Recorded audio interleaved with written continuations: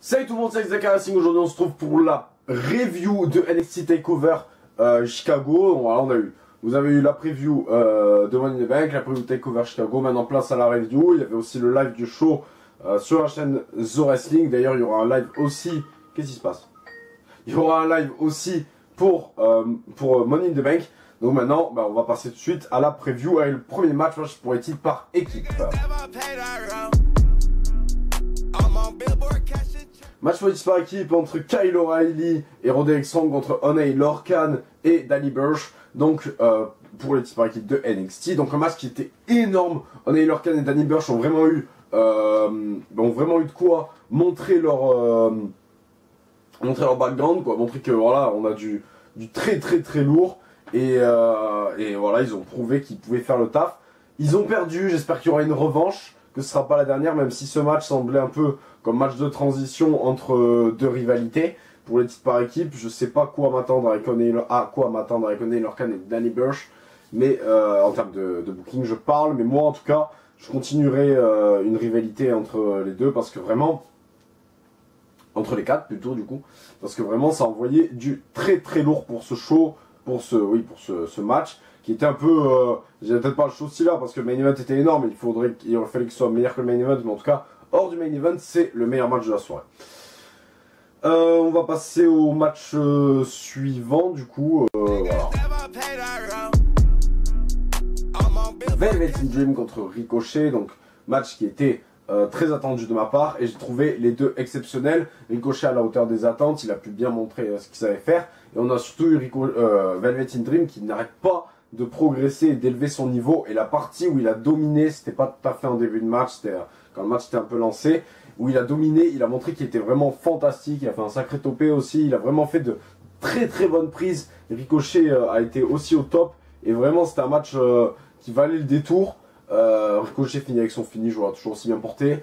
Vraiment, ça vaut le détour. J'espère, pourquoi pas même qu'il continue la rivalité, même si je vois plus Ricochet s'orienter vers le titre de Adam Cole. Il n'a pas défendu son titre d'ailleurs. Du coup, je vais, comme Pete Dunne d'ailleurs, hein, ça ne change pas ça. Du coup, voilà, j'aimerais que ça continue vers un titre. Et pourquoi pas faire peut-être un triple threat entre eux deux et Adam Cole. Ce serait pas mal. Donc voilà. Passons au match suivant. J'ai juste à préciser que je n'ai pas parlé des commentaires, puisqu'à l'heure où je tourne ça, il n'y a pas encore eu de commentaires sur la preview Money in the Bank. D'ailleurs, vu l'heure qu'il est, je ne sais même pas s'il y en aura un jour. Mais bon, bref, passons donc au match suivant. Comme je disais, Shayna Baszler contre un Nikki Cross, qui est donc pour le titre féminin. Donc voilà, bon, j'ai déjà mis la transition, je vais pas la remettre. Donc j'ai pas trouvé le match bon, je l'ai pas trouvé intéressant. C'était une branle pas très bien faite. En plus, on a l'aspect psychologique, c'est vrai, qui est assez présent, surtout grâce à Nikki Cross. Mais sinon, en soi, dans l'ensemble, c'était pas fou du tout. Heureusement, ça n'a pas été, j'ai pas la durée, mais ça n'a pas été très long. Donc on s'en est vite débarrassé. Et pourquoi pas continuer la rivalité, mais avec une stipulation qui permettrait de rajouter quelque chose au match. Parce que là, vu comme ça, c'était un peu vide. Avant de passer au match suivant, je vais juste préciser qu'après, on nous a présenté des catcheurs dans le public. Bon, de Kairi Sane et Ishitri, rien de spécial. Mais on a eu aussi Kate Lee. Donc est-ce que ça annonce un début? Je crois bien, c'est classique à NXT. Kate Lee, alors qu'est-ce que j'en pense? Je pense que c'est un catcheur que je vois mal à la WWE, mais j'ai hâte de voir ses matchs face à des poids légers. Pour ceux qui n'ont pas vu, j'allais avoir son triple threat contre Lio Rush et je ne sais plus qui d'autre, mais il manipule Lio Rush comme un simple jouet. Et pareil pour Ricochet dans leur match à la World Cup à la WCPW. C'est rare qu'il y ait des bons matchs là-bas, mais voilà, il y en avait un quand même. Donc ouais, j'ai hâte de voir ça. Après, c'est vrai qu'en soi, c'est pas un catcheur dont je suis fan, mais à ce niveau-là, ouais, c'est vrai que ça va donner de gros trucs, sachant que justement à NXT, on a Lio Rush et Ricochet. Lio Rush, apparemment, pas pour longtemps, mais on a Ricochet, on a d'autres poids légers qui pourraient fracasser. Je pense à Oney Lorcan, Johnny Gargano, enfin bref, des gars comme ça. Passons au match suivant, le match pour le titre NXT. Encore une fois, dans un NXT TakeOver, Gargano et Campia volent la vedette au champion NXT et prennent le main event. Mais en attendant, on a eu ce pré-main event, donc qui était le match pour le titre entre Aleister Black et Lars Sullivan. J'ai pas trouvé le match fou, il y a eu de gros botches, il était il n'était pas mauvais le match en soi, mais il n'était pas non plus oufissime, vraiment sans plus pour un match de Black. Mais après, j'attendais rien de Lars Sullivan de toute façon. J'ai peur d'ailleurs que Lars Sullivan, je sais pas si j'en ai parlé dans la preview, je me rappelle pas, mais j'ai très peur que Lars Sullivan rentre dans le main roster beaucoup trop tôt et rentre dans le main roster beaucoup trop tôt et que ça soit pas, enfin très bientôt même, et que ça soit un échec cuisant. Surtout que je pense qu'ils vont rentrer en main roster, ça sera en Raw en plus, donc vraiment je pense qu'il n'y a rien à en faire. Donc on va passer au match suivant, le main event.